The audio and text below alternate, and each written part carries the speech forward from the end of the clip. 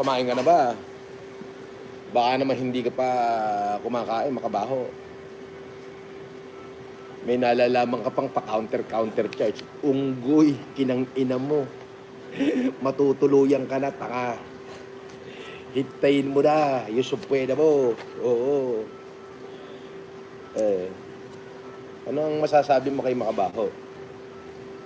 Ah. Waiting to Supuena, ha? Oh, waiting to supwena daw, makabaho. Oo. Lipat ko kaya dito, lipat ko dito para masaya.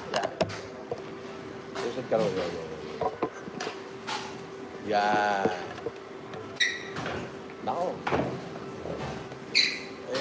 Paano ba yan, makabaho? Kami, NKK naman eh.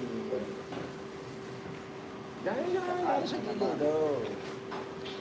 Almusal. Nananawa na kami. Alam mo, siyempre, di ka libre, kaya puro libre. Tama ba yun? Tama yung di ka libre ko. Oo, tama.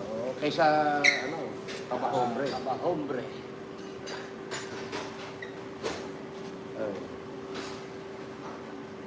Di ka libre versus kabahombre. Diba? Didimanda daw ako ng boss eh. Ganoon? Murahin mo nga. Si Makabaho. Kanya, didimanda kita. Ba, puto patindi Hindi ka umayos kay FLM. Ba, patindi. Puro ka didibanda. Ikaw, umuulan na yung kaso mo. Taka. Makabaho ka talaga. Dahil daw sinasabihan siyang ogag. Ogag naman talaga eh. Ogag naman. Mukhang mongoloid nga eh. Diba? Puro pananakot mo, puro pambabanta. Puro pambabanta. Sarap sapukin, ano? Pero wag mo na sapukin. Baka baho nga eh. Pambabanta talaga. Wag mo na sapukin. Kawawa naman. Kiwi-iwi. Talaga. Oo, wag na. Hanap buhay ni Makabaho yan eh. Yung manira ng kapwa niya para kumita siya. Hanap buhay niya yan. Pero ito yung pinakamasakit na nangyari sa kasaysayan ng kanyang buhay. Yung panatan niya ang di kalibreng FLM.